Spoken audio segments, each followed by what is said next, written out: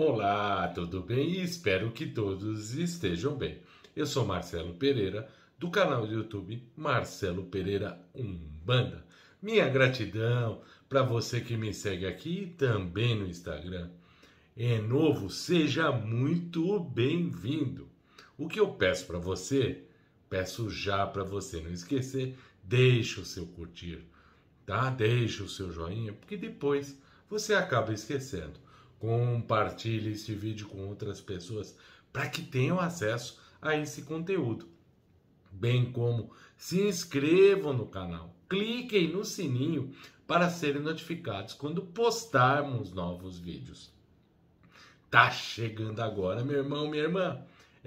Aqui é o canal Marcelo Pereira Umbanda, onde você encontra um curso gratuito, completamente gratuito, a respeito da nossa querida e amada Umbanda. Como é que eu faço, Marcelo? Você volta em vídeos, volta até o número 3. A partir do 3 até o 40, eu falo sobre a origem da Umbanda, a diferença da Umbanda para o Candomblé, os orixás masculinos e femininos, bem como as entidades que se manifestam nos terreiros de Umbanda. Onde eu acho tudo isso? Tá aí você na descrição desse vídeo, você tem o Linktree, tá? Ou na bio do canal. O que é o Linktree? Se você clicar no Linktree, ele vai abrir uma outra página e ali você tem todos os links das nossas redes sociais, seja do YouTube, do Instagram, do TikTok, do Kawaii, do Facebook, da página do Facebook, do Twitter, tá tudo aí, tudo prontinho para você. Mas por que, Marcelo, do 3 ao 40? O 1 e o 2 não é para assistir? Bom, e o 1 e o 2 são vídeos introdutórios. Se você quiser assistir, fique à vontade. Não faz parte desse curso. E do 41 em diante, Marcelo, tem muito vídeo aí. Esses vídeos do 41 em diante, eu trato de assuntos pontuais. Então, de dúvidas que afligem não só os médios e iniciantes, mas aqueles mais experimentados que não encontram as respostas adequadas na internet. Então, fique à vontade aí para maratonar todos esses vídeos. Não quer assistir o vídeo? Quer só ouvir o conteúdo? Então você vai lá no Spotify. Tem podcast no Spotify? Sim, Marcelo Pereira Umbanda também está lá no Spotify na forma de podcast, onde você só ouve o conteúdo do nosso canal. Todo o conteúdo que eu disponibilizo aqui no YouTube eu também disponibilizo no podcast, na forma de podcast no Spotify, ok? Fiquem inteiramente à vontade e sejam convidados sintam-se convidados para conhecer todas as nossas redes sociais. Hoje nós vamos falar um pouquinho sobre Itã da criação do mundo, alguns dos Itãs. Uma parte desses Itãs que eu vou contar para vocês, eu vou narrar aqui nesse vídeo, ele está ligado ao livro Ibadu, a cabaça da existência, a criação do mundo, tá? Vocês podem encontrar outros Itãs diferentes, a história, mesma história, mas contada de forma diferente, sim, por diversos autores, tá? Então, eu trago aqui aquilo que eu sei e indico a fonte de pesquisa para vocês ficarem à vontade se quiserem pesquisar. Se acharam outro Itã diferente, contando de forma diferente, ok, tá válido, tá certo? Depende muito da fonte que você for buscar. É que eu acho que esta fonte é uma fonte interessante e é bastante agradável, como vocês vão ver, a história que é contada desta forma neste livro Ibadu, a cabaça da existência e a criação do mundo. Em um tempo muito distante, né, diziam diz a história que não existia nada além do Orum, chamado céu, ou seja, a casa onde habitavam todos os orixás, e Olorum, Olodumare, que é o Deus Supremo. Nesse local havia um palácio onde habitavam os orixás chamados de funfuns, ou seja, os orixás brancos. Vale dizer aqueles que vestem branco. Nesse palácio, cujas paredes eram totalmente brancas, transparentes e com imensos salões, almofadas brancas como a neve. Todos os orixás funfun, que eram criaturas muito elevadas espiritualmente, passavam o tempo todo se deliciando com inúmeras frutas que ali existiam. No bosque nasciam todos os tipos de vegetais que mais tarde seriam cultivados na terra. Havia animais, rios de águas puras, cachoeiras. A temperatura era sempre agradável, de modo que eles não sentiam fome, calor, sede. Era só prazer. Não sentiam nenhum tipo de necessidade. No Orum existiam todas as coisas que existiam hoje de forma imaterial. Esse ambiente era perfeito, mas os orixás viviam de forma ociosa, cansados de não fazer nada, de apenas se deliciar e se deleitar com todos esses prazeres. Olorum, o Senhor Supremo, teve então uma ideia que traria fim ao ócio que reinava perante os orixás. Fez uma reunião com Ododua e o Batalá e disse ao Batalá que tinha reservado uma missão muito importante para ele, ou seja, a de criar a terra. O Batalá deveria então ir até o limite do Orum e dali em diante seria criado o novo mundo. Deu-lhe a sacola da existência, o saco da existência, e disse que ele não poderia se esquecer de convocar quem iria acompanhá-lo e de pegar também todos os suprimentos que fossem necessários para essa viagem. O Batalá tinha apenas uma única proibição: não poderia beber nenhuma bebida fermentada ou alcoólica. Vejam que apenas uma proibição, uma só, foi estabelecida. E vejam que foi importante, esta que ele acabou não observando. Ododua se sentiu preterida, mas Olorum lhe disse que deveria aguardar, pois havia reservado para ela uma missão importante e não deveria então subestimar suas palavras. Ododua ficou meio assim, mas acabou aceitando, já que Olorum o havia dito que algo melhor estava por vir, seria reservado a ela. Antes de o Batalá sair, então, como era de costume, consultou Ifá. Orumilá, que é o senhor da sabedoria, senhor dos caminhos, dos destinos, guardião dos segredos do jogo dos búzios, jogou os búzios e disse para o Batalá, recomendando que ele fizesse uma oferenda a Exu, que era o grande mensageiro, o qual, apesar de não ser visto como um funfun, ele participava de tudo que Olorum fazia. Muito orgulhoso, olha o orgulho, problema do orgulho. O Batalá não deu nada a Exu, não oferendou absolutamente nada, não fez a oferenda que foi prescrita, tá? Então, a importância de fazer-se a oferenda quando o jogo de búzios assim aponta como necessário. Simplesmente reuniu, então, todos os orixás e seguiu o caminho. Por um deserto, calor, sol quente. Os suprimentos que ele levou foram acabando no meio do caminho e assim muitos orixás acabaram desistindo de seguir e retornaram. Exu acompanhava tudo de longe, até que chegou um momento que ele disse, chega, tá na hora de agir. Como Exu pode se transformar em muitos e se locomover rapidamente, fez aparecer no meio do deserto uma palmeira. O Batalá, vendo a palmeira de longe, pensou que onde há palmeira, há água. Porém, chegou lá e não tinha nada de água. O Batalá então ficou com raiva, pegou o cajado e bateu na palmeira. E dela começou a escorrer a seiva. E a sede dele era tão grande que ele bebeu, bebeu e bebeu, que acabou ficando embriagado. O Dodua acompanhava a caminhada e tentou reanimar o Batalá, mas não houve jeito.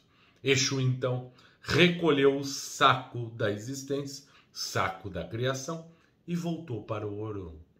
Exu descreveu o que havia acontecido e entregou o saco da existência ao Lorum, que o entregou ao Dodua, dando assim a missão dela de criar um novo mundo.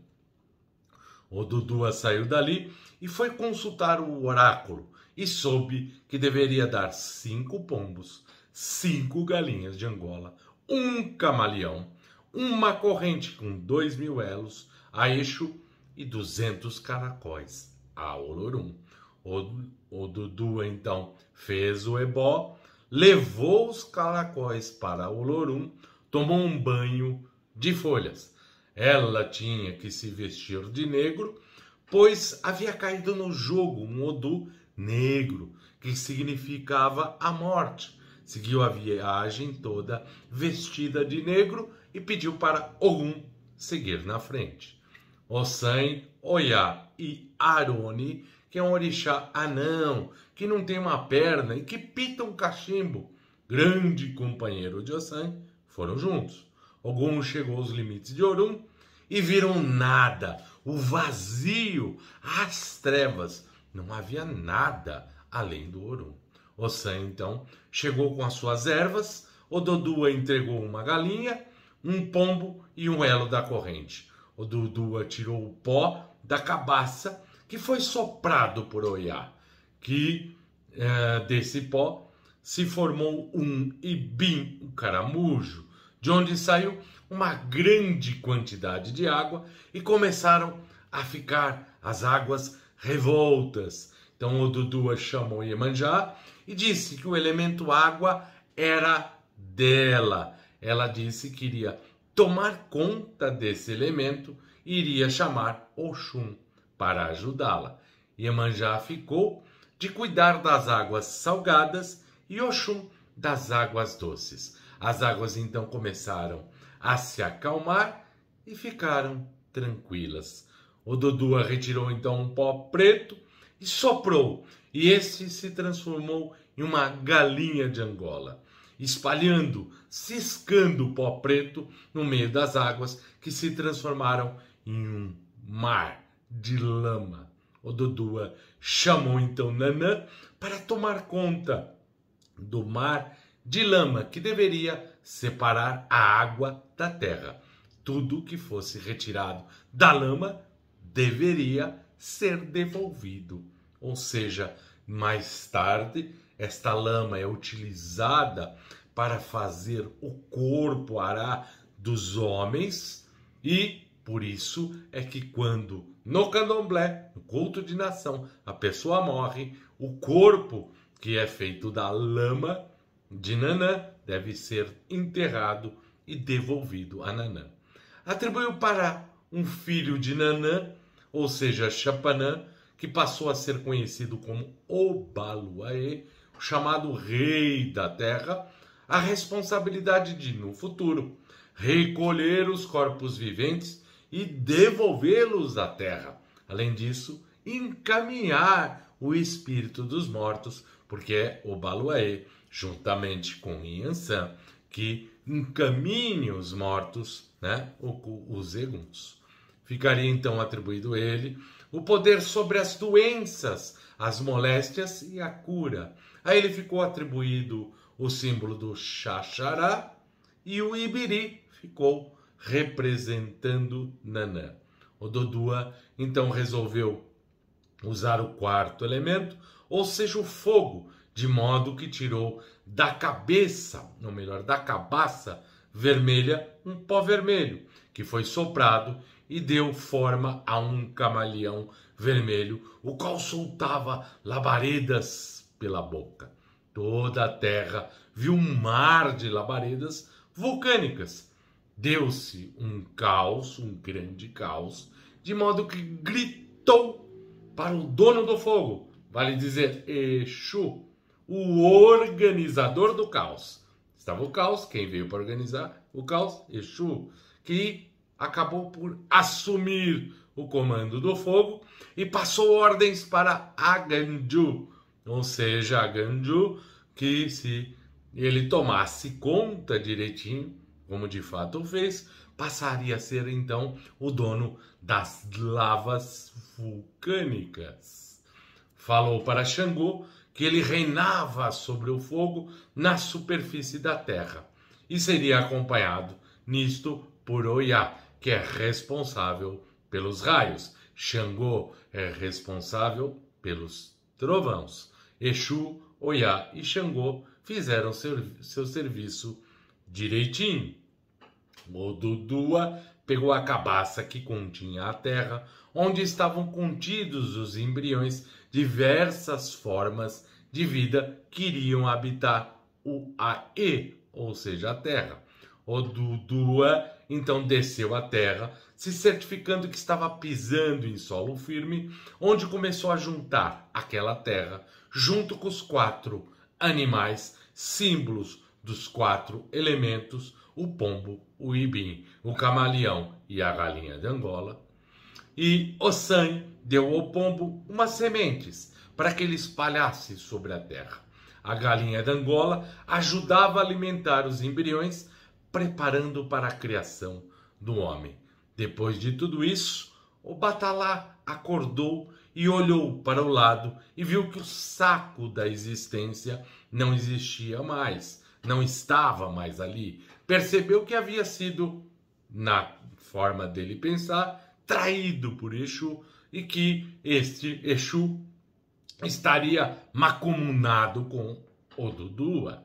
Se dirigiu então a Olorum e se postou aos pés dele e disse que não tinha sido merecedor da confiança que lhe fora depositada. Olorum disse que ele é pai e ele não iria de forma alguma castigar o seu filho, sendo que todas as criações dele teriam livre-arbítrio, de modo que as ações iriam refletir em resultados positivos ou negativos.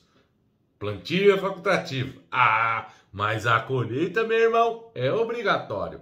Então você pode fazer aquilo que você quiser. Só que arque depois com as consequências dos seus atos. Disse para o Batalá que ele não escutou o que ele havia dito. Tinha proibido de beber bebida alcoólica e ele, mesmo assim, bebeu e caiu na artimanha de Exu, pois não fez a oferenda que deveria ter feito.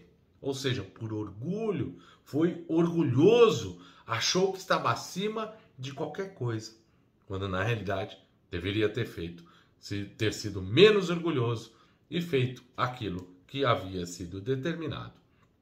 Olorum disse que para provar que não o castigaria, iria incumbi-lo da maior missão, que era a criação do homem. Ou seja, o Batalá daria o sopro da vida. Então Ajalá começa então a moldar a cabeça dos homens e o Batalá trouxe as cabeças feitas por Ajalá e Nanã e ofereceu seu elemento para a formação dos corpos, o sopro da vida que vai animando. Os corpos então acabaram sendo divididos em masculinos e femininos. A gravidez ficou para cuidar da gravidez e dos fetos, ficou incumbência de Oxum. Então, vejam, meus irmãos, em resumo, este é o Itã que fala sobre a criação do mundo. Tem mais Itã por aí. Se vocês gostarem, eu gravo mais vídeos falando sobre os Itãs, tá certo? Gostou? Deixa o seu curtir aí, né? E compartilhe aí com outras pessoas para que tenham acesso a esse conteúdo. Bem como se inscrevam no canal, cliquem no sininho para que sejam notificados quando postarmos novos vídeos. Axé, meus irmãos, foi assim que formou o mundo. Se criou o mundo, os 4 elementos e o homem, através do sopro, grande sopro de nosso Pai, o Batalá. Que Oxalá abençoe a todos, hoje e sempre. Axé.